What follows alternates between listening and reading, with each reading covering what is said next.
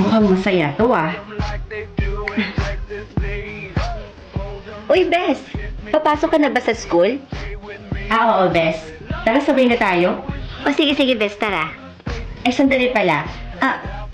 Tingin nga ng kamay mo, Bes. May napapansin kasi ako eh. Ha? Oh, anong meron sa kamay ko, Bes? Wala. Napansin ko lang na parang paganda ng paganda yung kamay mo. Hi. Ako nga pala si Rods. Ako naman si Princess. Hi pa, nandito na ako. Nga pala anak, ang Tito Rex mo, kaibigan ko. Birthday niya din ngayon. Hello po, magandang hapon po. Happy birthday din po sa inyo. Thank you, Iha. Kumain ka na din dyan, anak. Magiinuman muna kami ng kaibigan ko. Birthday niya kasi ngayon, kaya pagbibigyan ko muna siya. Ganun po ba?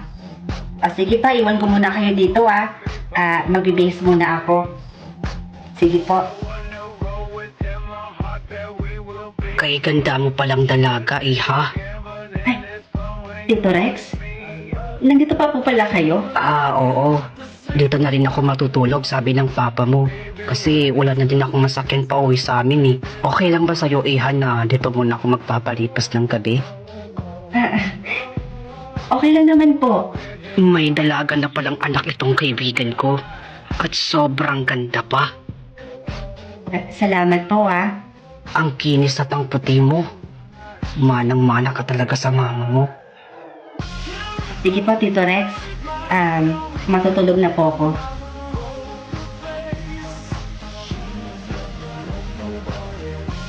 Tuloy naman niya. Naantok na ako.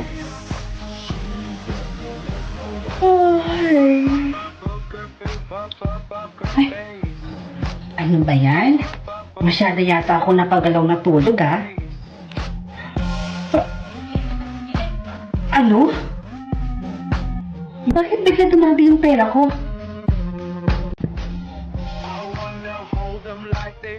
Tatlo lang pala eh. Kayang-kaya ko to.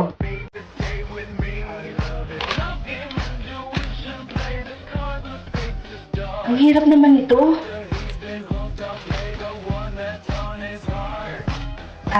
Ma'am? May gusto lang po sana ako sabihin sa inyo. Ano yun, Rods?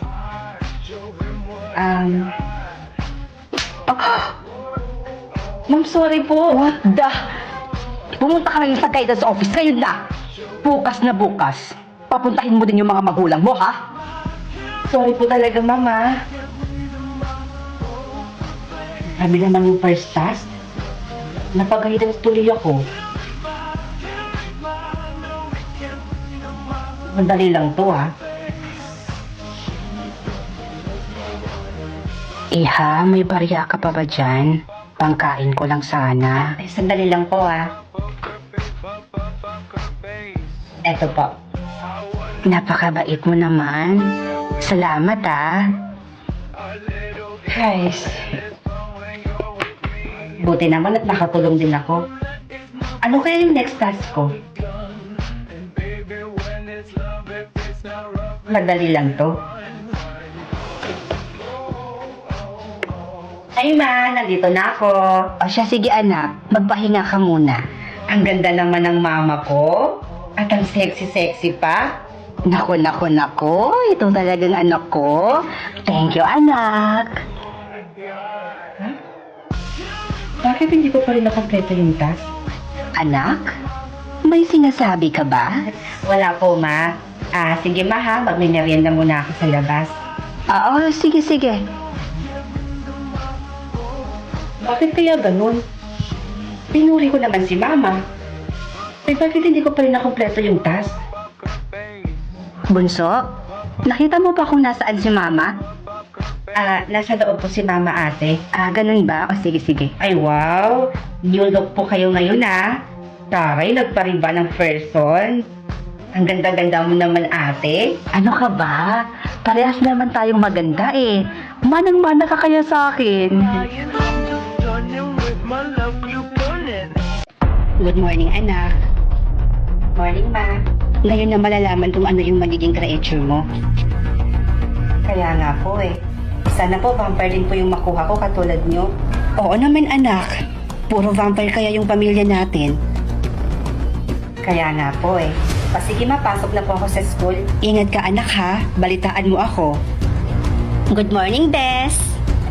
Uy, good morning, Bess. Excited ka na ba, Bess? Oo. Excited na kinakabahan. Huwag kang mag-aalala, Besh. Vampire makukuha mo. Sana nga, Bess. O tara, pasok na tayo. To all students, please proceed to the main hall now.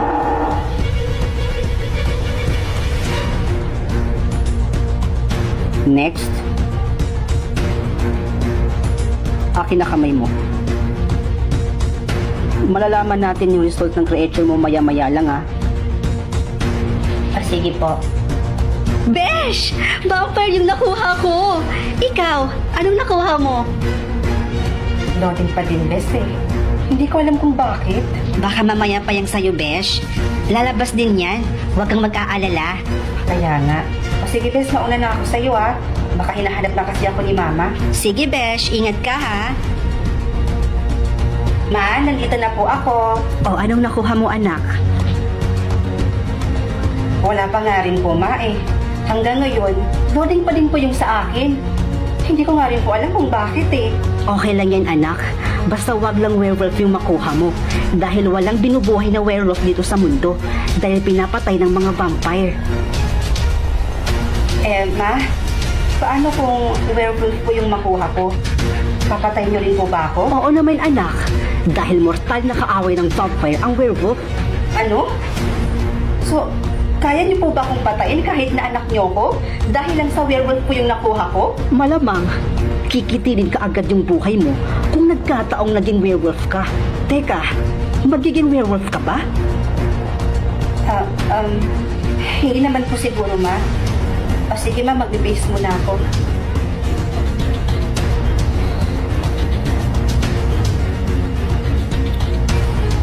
Bakit kaya ganun?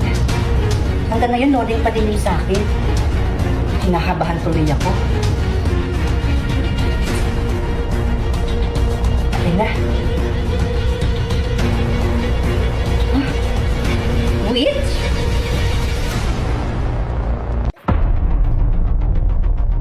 Red? Ano kaya meaning nito? Hey, Ma. Hay anak, anong nakuha mong kulay? Kulay red po. Ano po bang ibig sabihin nito, Ma? Umalis ka na muna dito anak sa bahay. Bilisan mo. Po? Bakit po, Ma? Basta, baka maabutan ka pa nila dito anak. Ha? Bilisan mo. Ano ba kasi meron sa kulay na to? Bakit ako pinaalis ni Mama sa bahay? Uy, hi Besh. Bakit parang malungkot ka naman dyan? Pinalayas kasi ako ni Mama sa bahay, bestie. Bakit naman? Ano pala nakuha mong kulay? Kulay red. Sige Besh ha, alis muna ako. Ha? Saan ka pupunta? Baka maabutan nilang magkasama tayo. Mapahamak pa ako sa'yo. Ano? Bes, anong pinagsasabi mo? Basta sige na Besh, alis na ako. Bye.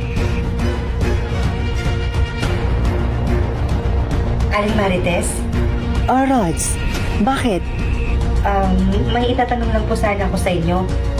Baka masagot nyo. Chismis ba yan, Rods? Game ako dyan. Alam niyo po ba yung ibig sabihin nitong kulay na nakuha ko? Kulay pula? Umalis ka na dito muna. Sige na, alis. Ha?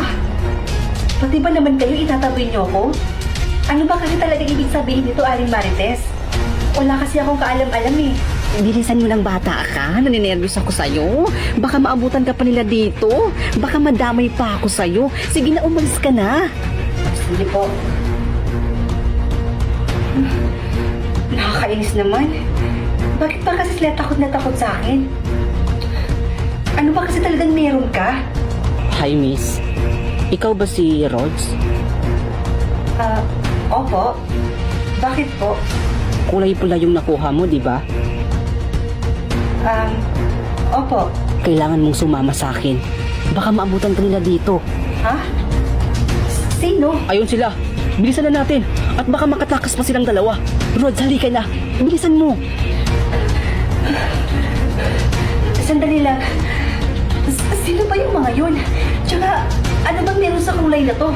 Bakit ang daming humahabol sa atin? May kailangan kang malaman, Rod, tungkol sa kulay na nakuha mo. Ha? Eh, ano naman yun?